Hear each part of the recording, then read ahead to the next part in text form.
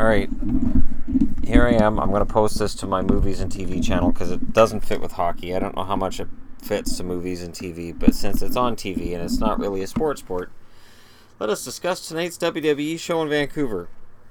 I went with the lovely, talented, and personable Yvonne. Talented?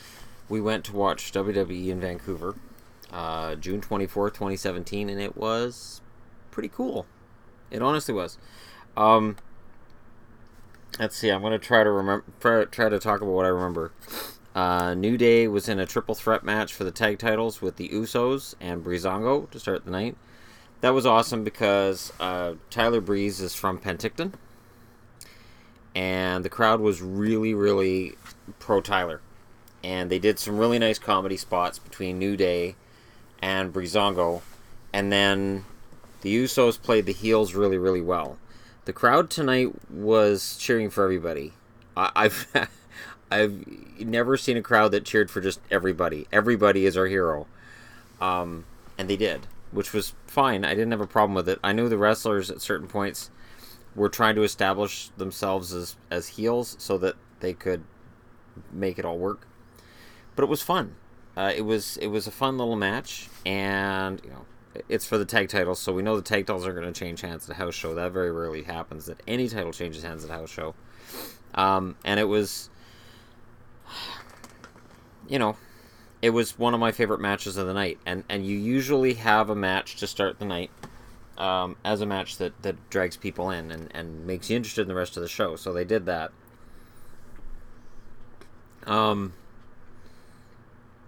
They had Aiden English fought Luke Harper. Aiden English has a new gimmick.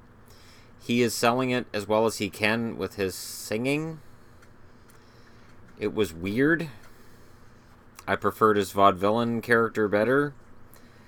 I don't know how far Aiden English can go with it, but he's doing the best he can with what he's being given. Luke Harper then came out, earned the victory. Luke Harper was fun to watch in ways, I guess, in some places. It was okay. There was a schmoz match.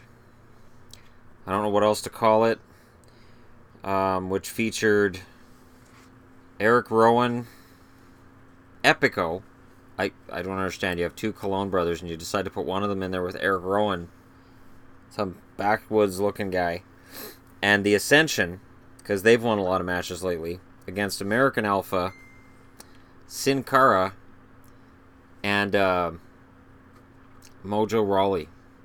So here I was stuck between watching the Ascension, who can't win, and Mojo Rawley, who I can't stand. Tonight didn't help me like Mojo Rawley anymore either. And the crowd didn't seem to be as into Mojo as the WWE seems to think that we are going to be. The match was thankfully not too long. It was boring. It was bad. And it's too bad because Sin Cara didn't watch anything and he wouldn't know it because it was long.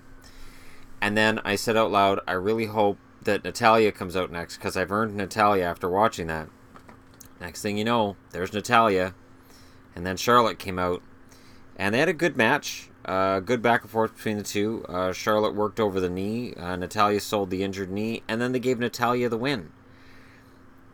So that was nice. Natalya, of course, out of Calgary. So Vancouver's not a hometown. But she's Canadian. So we, of course, adopt all Canadians as our own. And that was fun. I think that took us to the intermission. No, because we had Kevin Owens, Rusev, and Sami Zayn before the intermission. Yeah. And that was a really good match. Rusev coming out was good. One of the loudest chants of the night was when Rusev was in the ring and the "We Want Lana" chant started. There was also a CM Punk chant, but there's going to be one at every house show. And then Kevin Owens did well. Sami Zayn got beat up a lot. He seems to be good at getting beat up. And I didn't see anything in that match to tell me that I'm wrong about that. But that was fun. I almost feel like I'm missing another women's match, but there wasn't. There was the tag No, women's there was match that was two. before the main event. Yeah, there was. So we had the intermission, and then we had There was the boys. Ty Dillinger and Baron Corbin. Ty Dillinger doing his 10-10-10 chant, which gets over. Ty Dillinger has managed to take a gimmick which is weird and kind of geeky and make it work. I'm very impressed with him, and he's a good wrestler. Of course, Corbin beat him because Baron Corbin is the Money in the Bank winner, and you have to build him up before he cashes in, right? But it was a surprisingly even match. This wasn't a squash. I had expected a squash, and it wasn't. It was actually a very even match. Corbin sold really well. The only one I saw not selling tonight was Mojo. Mojo a couple of times where he took a legit shot, and rather than just fall back or react or something, he just like shook his head and did the stupid little football thing he does, and like that didn't hurt me. And it's like, oh, just sell, damn it, just admit things hurt, pretend things hurt. We all are in on it now. This is, pro wrestling. We're all in on it. What it really is. You're supposed to sell. Because if you don't, you're taking me and other fans out of it. It makes it hard for us to take a match seriously. You guys stand there, nope, I took your best shots and I'm not falling down, and it just, ugh. Anyhow, there was a tag match of women before the main event. It was Carmella tagging with Tamina Snuka, who's dropped Snuka, she's just Tamina, against Naomi and Becky Lynch. Becky Lynch is a fantastic talent. I really believe she might be the best wrestler in the company. She took a beating in that ring tonight. Naomi barely worked. And then when Naomi came in, she got the pin. It's your standard one face takes the beating and the other one comes in and makes the save. And of course, I've always watched to see which face in a tag team is taking a beating. The one taking a beating is 9 times out of 10 the more popular one. The fans will get behind. The fans will chant for. So of course it was Becky, and she did well. I thought everybody did well. I was actually surprised Tamina, I thought, did well too.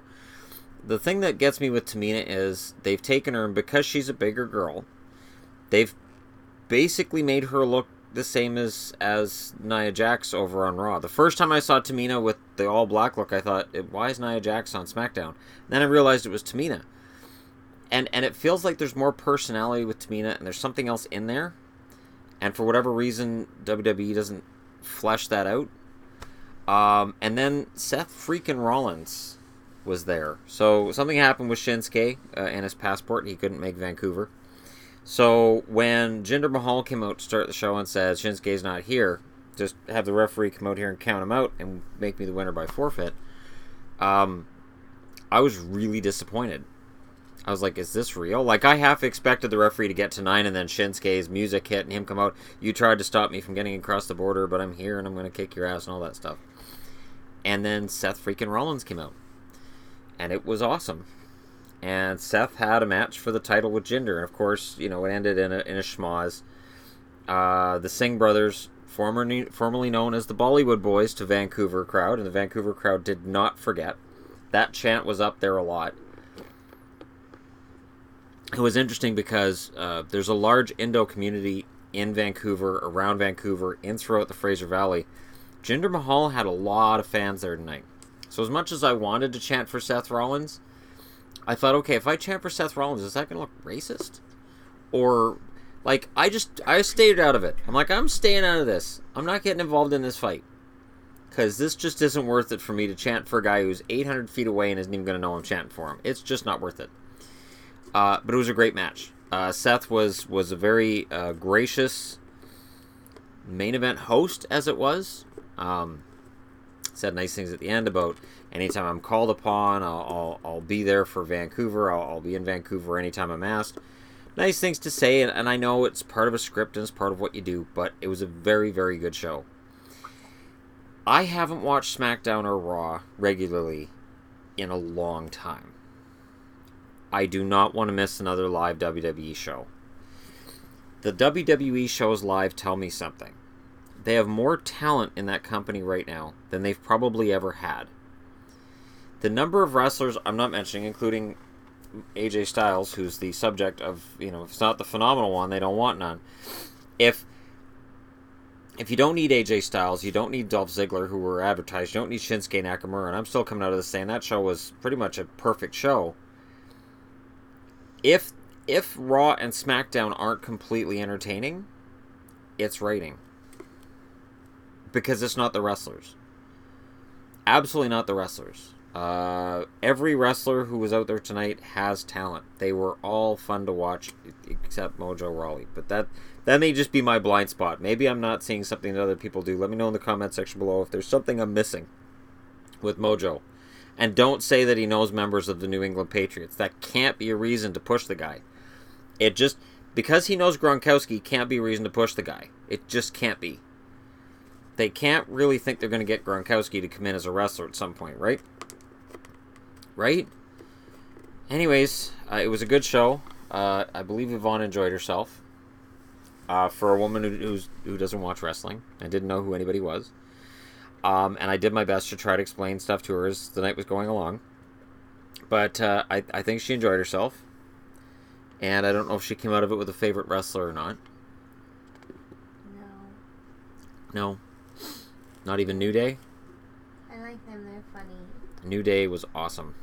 New Day Breezango, I'd really like to see a match between those two teams and really like to see what they could do, because both technically and from an entertaining standpoint, they both have it in spades.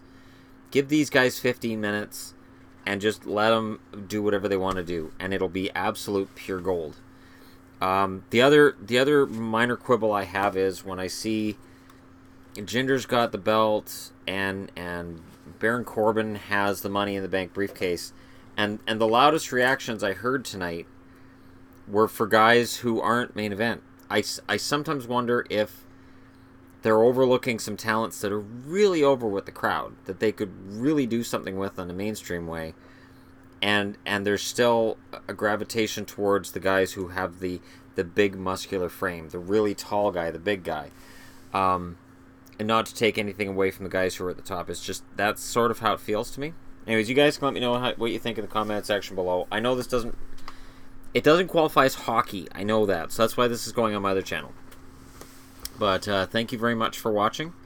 And let me know what you guys think, because I do intend to go back. I know WWE is doing a show in Abbotsford in October. And we are going to go see that. Yvonne told me she'll go with me again if I want her to, and I do. I had a lot of fun with her tonight. That was fun. Watching wrestling with somebody who doesn't watch wrestling was actually more fun than I thought it would be. So, again, if you went, let me know what you think. If you didn't go, and you used to be a wrestling fan, the talent is there. Remember, you don't have to listen to commentators talking every 5 minutes about what you just saw.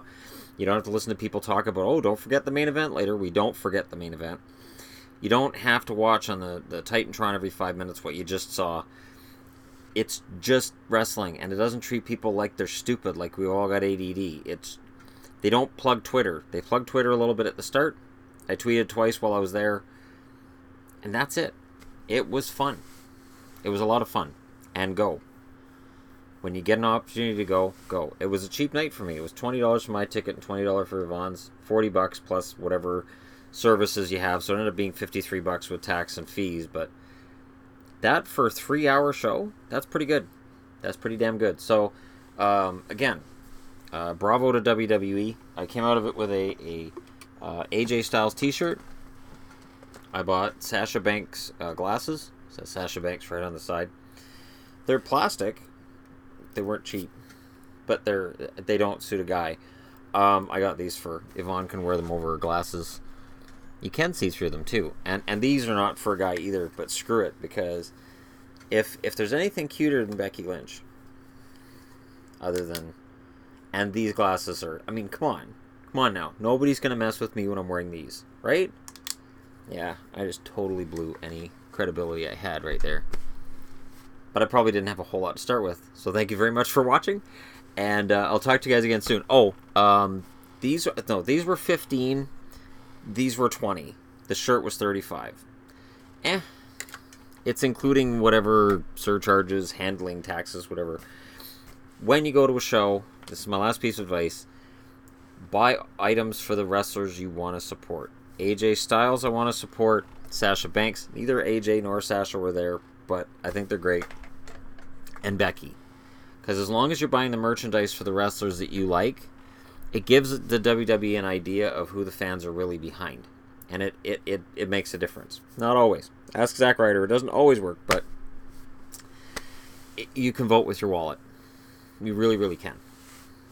Part of the reason why Roman Reigns is where he is on the card all the time is he moves merchandise.